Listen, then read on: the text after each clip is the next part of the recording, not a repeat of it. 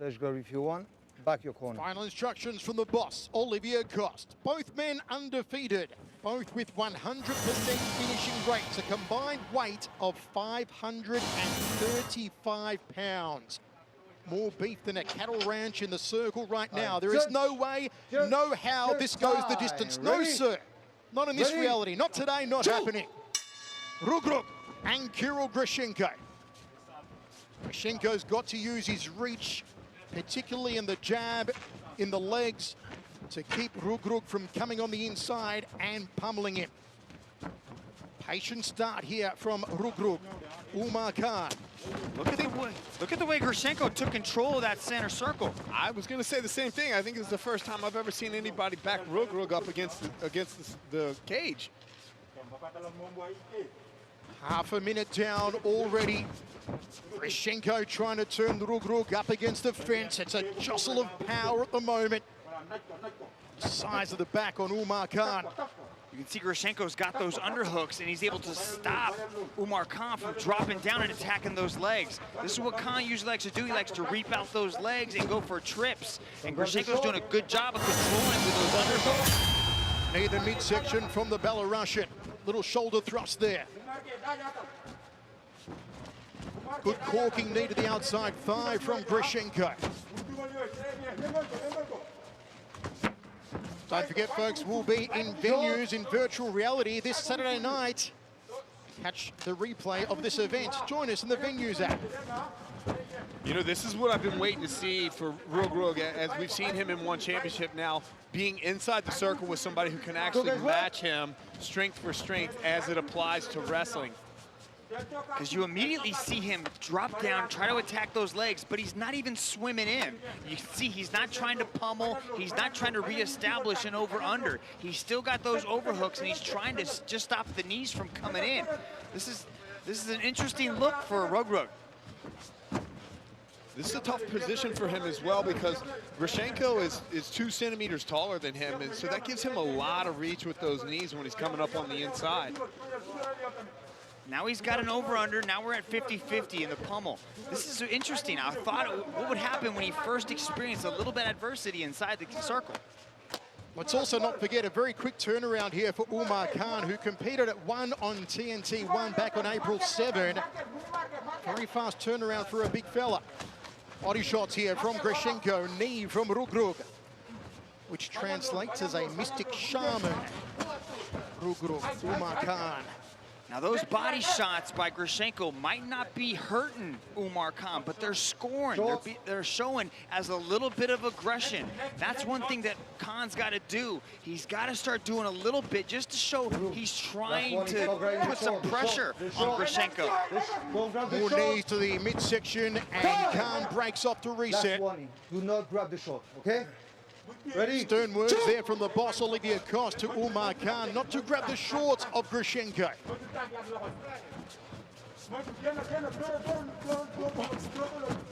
Jab 2 there from Reug Reug. You wonder if the grabbing of the shorts could stem from the Senegalese wrestling. Circles off clockwise now does Reug Reug. Grishenko controlling center circle, trying to lead Reug Reug into that right hand. Grishenko's being really patient here, picking his shots. He's walking Reug Reug down and just waiting to basically unload that right hand. Cracking leg kick. Just dropping to the lower part of the quads of Reug Reug. Then goes upstairs for the headache maker. Nicely done from Grishenko. Gut munching knee. Drives him against the fence. Body shots from Grishenko. What aggression from big Kirill Grishenko Dragon. Yeah, and the way that he's cutting that angle off and circling Kane into his power side, that's dangerous from Grishenko. Kane's got to be very aware of what he's trying to do inside the stand-up. He's got to swim underneath, and now he's got to try to spin. Grishenko's showing good power. I think we've actually already begun to test Reug Reug's cardio here. He's starting to breathe a little deeper, be very, very cautious with the shots that he's taking, And yeah, this looks like the beginning of the cardio in for him. So he's going to have to figure out something so that he's not locking horns with Grishenko the whole time, just wearing himself down. Rich, what's it like when you first experience adversity inside the circle? Like inside when things don't go your way, the doubts start creeping into your mind. It's demoralizing. It was for me. It is. It can be very demoralizing, but this all depends on your past fight record, history, He's experience. never lost. Well, not only that, but in everything. But in wrestling in Senegal with his training partners, is he getting pushed in the gym? Does he actually experience adversity during training? Because if not, if he's in the gym just tooling people every single day, when you run into something like this, you're not used to it. Grishenko goes to the outside thigh. High check there, but it looked to hurt Oumar Kane. Kane on the outside. Blowing heavy here, the Senegalese wrestling champion. He's going to go to unfamiliar territory. He's going to go to the second round for the first time ever. Spinning back fist from Grishenko to end a stellar round.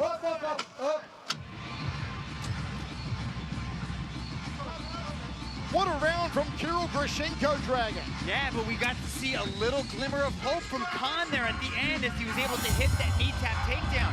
But this is what we saw a lot of. We saw this clinch. We saw this upper body pummel as Kane was trying to attack the legs, trying to go for a double leg takedown.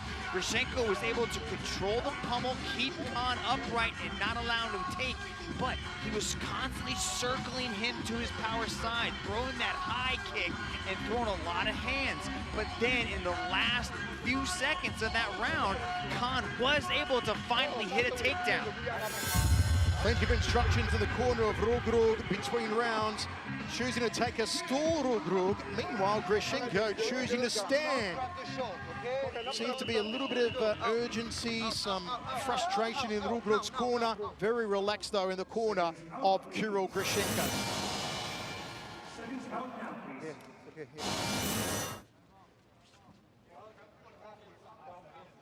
Second round of 3 of this heavyweight contest. We are scoring as an overall bout, not round by round. So picture it like a 15-minute big match instead of 3 individual rounds that have been scored. How do you see it after the first 5 minutes, Rich? Yeah, after 5 minutes, I see Kirill actually being the aggressor here. I mean, it wasn't a highly aggressive first round, so don't take that word out of context. But you can see here he's moving forward again. He's very selective with his shots. He controlled the clinch. He kept Oumar's back on the fence most of the time and was able to pick and land a couple some hand combinations as well as some kicks. So I have him ahead at this point. Here come the clubbing punches from Reug Reug, but he couldn't connect, and Grishenko ties him up, tries to look for the fence again.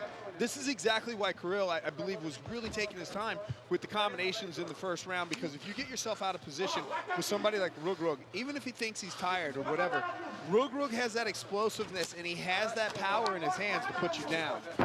Yeah, and the minute he sees that opening, he can pull that trigger, and he immediately started throwing those hands. Kirill's got to stay very relaxed and also keep his hands up nice and high, because that right hand of Kane is a hammer. As the ace said earlier on, we are really testing the gas tank of Reug Reug, who competed only 3 weeks ago at 1 on TNT 1. Spinning heel kick, how do you do? From Grishenko.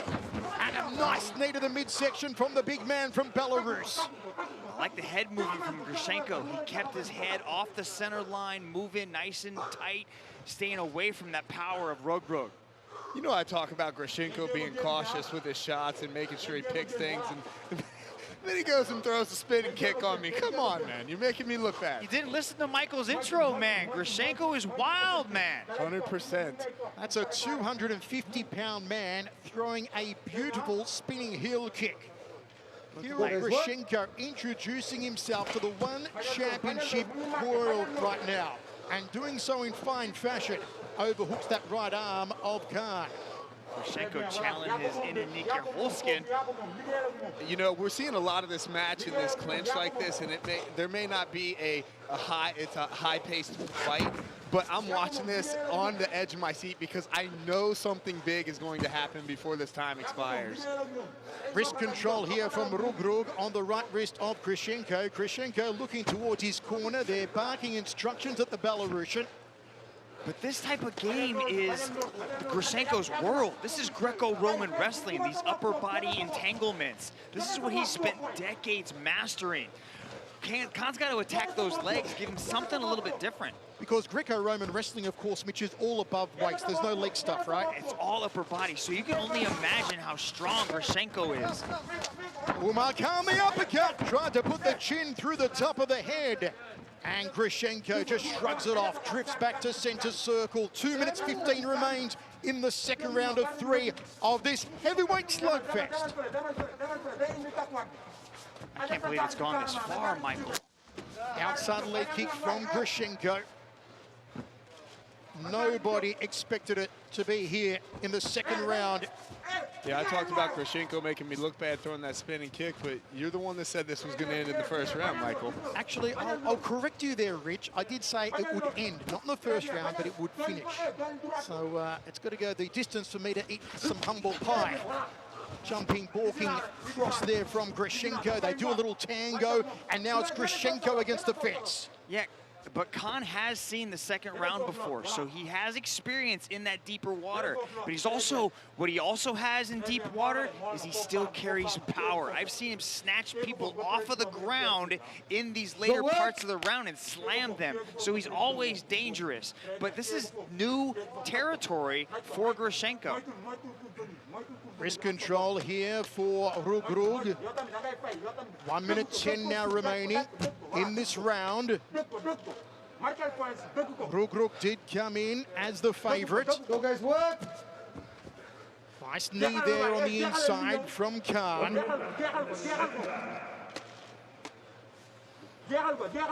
He's a superstar in Senegal, as we said earlier, undefeated in Senegalese wrestling. If you've never seen Senegalese wrestling before, it's pretty incredible to watch. Lots of action.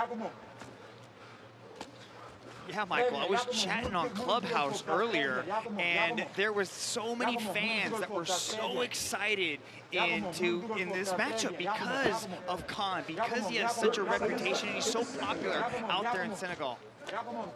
Knees from Grishenko, knees from Khan. It's been a better round for Oumar Kane. Once again, we are scoring as an overall match, not round by round. Good high knee to the upper right ribs there from Grishenko. Do you sense Grishenko tiring here, Ace? Yeah, I do a little bit here as well. And you may see this as an overall better round for Khan, but other than just pushing him against the fence, he's not doing a whole lot of work here. I would like to see the ref break them.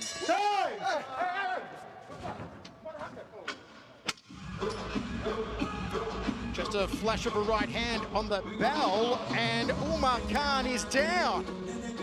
Well, Oumar Kane, was that knocked down before the bell or after it? This is interesting. See if we can get a replay and maybe hear the sound of the bell on the replay. I think that's what happened. I think the referee, Olivier Coste, said stop right as the hand was being fired. So this is the end of the round.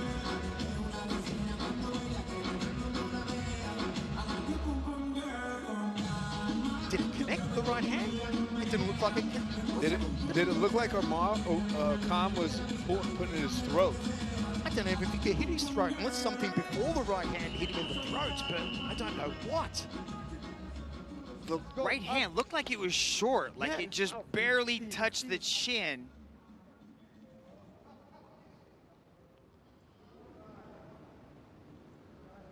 I need to know now. Can you continue, yes or no? Some controversy, folks, before the start of the third round. If we get there, Oumar Kane is on the canvas at the moment, claiming, I believe, a shot after the bell in the second round that hit him in the throat. Listen here.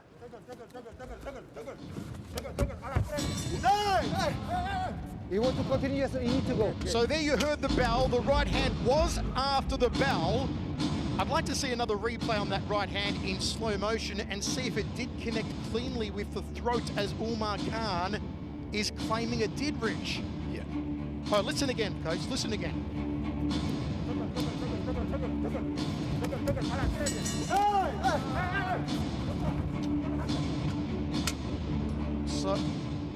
I think it's right. Well, it's right when Olivier says stop. Is it after the bell? Is it when the referee said stop?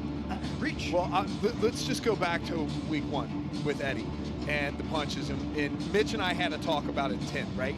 Now, keep in mind that things are happening in full speed inside the round.